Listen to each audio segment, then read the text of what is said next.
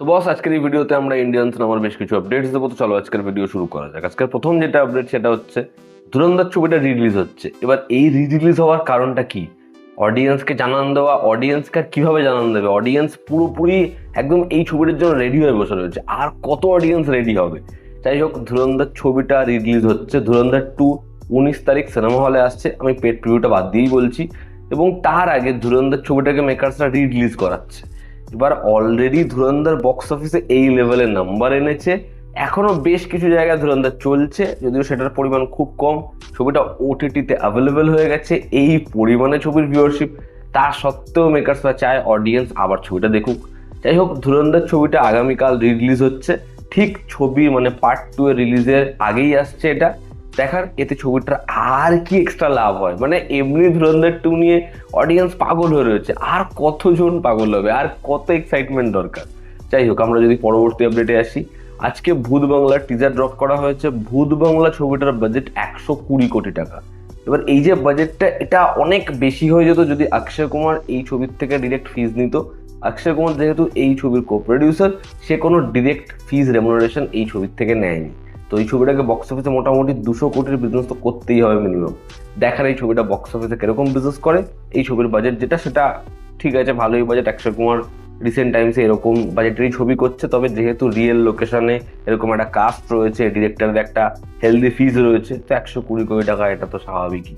পরবর্তী যেটা আপডেট সেটা হচ্ছে মোহিত সুরির পরবর্তী যে ছবি ওয়ারএফের আন্ডারে, যেটা একটা গ্যাংস্টার লাভ স্টোরি, যেখানে রণবীর কাপুরকে ভাবা হচ্ছে। সেই ছবির এখনো ফিমেল ফাইনালাইজ করা হয়নি। তারা এই ছবির জন্য একটা নতুন মুখ খুঁজছে। তো মেবি আমরা রণবীর কাপুরের সাথে নতুন কাউকে দেখতে পেতে পারি রোম্যান্স করতে, বা হয়তো পরবর্তী সময়ে কাউকে তারা এমনই সিলেক্ট করলো যাকে আমরা দেখেছি বেশ কিছু কাজে প্রমিনেন্ট নয়, বাট এই কাজটা দ্বারা সে ব্রেক পেলো। দেখার সেটা হয় কি না। না, রণবীর কাপুর যেহেতু একদম ইয়াং তো আর নেই, তবুও তার বয়স বোঝা যায় না, তবুও হয়তো তারা বাধ্য হলো কাউকে কাস্ট করতে। দেখার সেটা হয় কিনা। তবে এই প্রজেক্টটা আপাতত হচ্ছে এবং তারা ছবির ফিমেল লিড খুব শীঘ্রই লক করবে। দেখার কাকে আমরা দেখতে পাই রণবীর কাপুরের সাথে রোম্যান্স করতে। পরবর্তী যেটা আপডেট সেটা হচ্ছে আহান পান্ডে। এই মোহিত সুরির ছবি দ্বারাই তার বক্স অফিসে এরকম সাফল্য।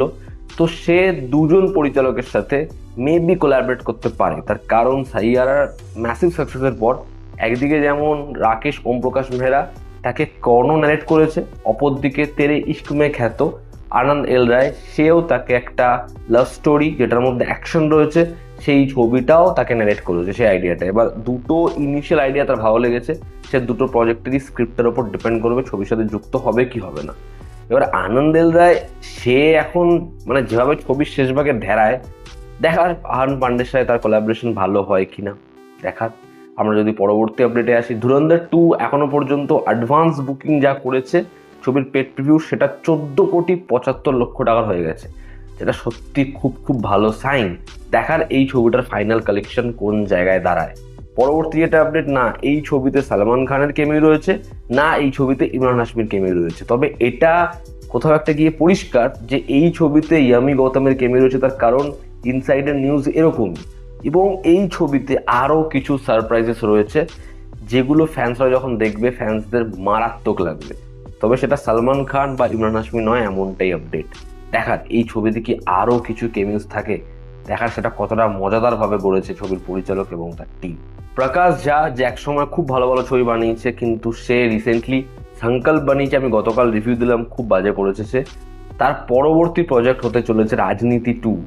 এবার দেখার রাজনীতিতে যেরকম একটা ম্যাসিভ কাস্ট ছিল, সেই কাস্টকে কি সে অ্যাসেম্বল করতে পারে এর সিকুয়ালে। দেখার সেটা সম্ভব হয় কি। পরবর্তী যেটা আপডেট সেটা হচ্ছে জুলাই মাস থেকে মহাবতার ছবিটার কাজ শুরু হওয়ার কথা ছিল, যেটা আমার কৌশিকের পরবর্তী ছবি ভিকি কৌশলের সাথে। কিন্তু এখনো পর্যন্ত বেশ কিছুটা সময় লাগবে লাভ অ্যান্ড ওয়ার কমপ্লিট করতে, যে কারণে মহাবতারের আপাতত কাজ পেছাচ্ছে। এবার মহাবতার যেরকম তারা রিলিজ ডেট প্ল্যান করেছে, যেরকম তারা শিডিউল ফেলেছে, এই ছবিটা বেশি পেছালে কিন্তু সমস্যায় পড়বে। দেখার ভিকি কৌশল তার এই দুটো প্রজেক্ট কিরকমভাবে ম্যানেজ করে, এবং একটা প্রজেক্টের পর একটা প্রজেক্টে যেতে সেখানে একটা ট্রান্সফরমেশনের ব্যাপার রয়েছে, যে কারণে সেই সময়টা প্রয়োজনীয়। দেখার সেটা। রণবীর সিং এর পরবর্তী ছবি প্রলয়ের জন্য তারা হিউজ কিছু সেট প্ল্যান করছে। বা যেহেতু তারা অ্যাপোকালিপস একটা ওয়ার্ল্ড দেখাচ্ছে, যেখানে সবাই জম্বিজ এবং এটার পিছনে একটা বড় রিজন রয়েছে। এবার সেখানে একজনই সার্ভাইভার রয়েছে যে এই জম্বি ওয়ার্ল্ডটায় একমাত্র বেঁচে রয়েছে। এবার সেটাকে তারা যেভাবে সেট বানিয়ে ক্রিয়েট করছে এবং এআই দ্বারা ইনহ্যান্স করছে, সেটা এমন কিছুই ভিজুয়ালস আমাদেরকে প্রোভাইড করবে যেটা আমরা ইন্ডিয়ান সিনেমায় এর আগে দেখিনি। এবার দেখা রণবীর সিং এর ধুরন্ধর 2 এর পরে এই ছবিটা নিয়ে অডিয়েন্সের এক্সপেকটেশন স্কাই হাই থাকবে। ছবিটা কি সেটা সার্ভ করতে পারে, দেখার সে। সোনাদার পরবর্তী ছবি সপ্তডিঙার গুপ্তধন, এই ছবির ফার্স্ট টিজার আসতে চলেছে মেবি 16 তারিখ মার্চ মাসে। দেখার এই টিজারটা যখন রিভিল হয়, অডিয়েন্সের রিয়াকশন কেমন থাকে এবং এই ছবিটার রিলিজ ডেট কি 15ই বা 14ই মে হয়, এবং তখন এই ছবিটার সামনে অন্য কোনো বাংলা ছবি কি বিজনেস করতে পারে, দেখার সেটা। তো এই ছিল আজকের লেটেস্ট আপডেটস। তোমাদের কি অপিনিয়ন জানিও, জনতা আমাদের পাশে আছে। আবার দেখা হচ্ছে, টেক কেয়ার।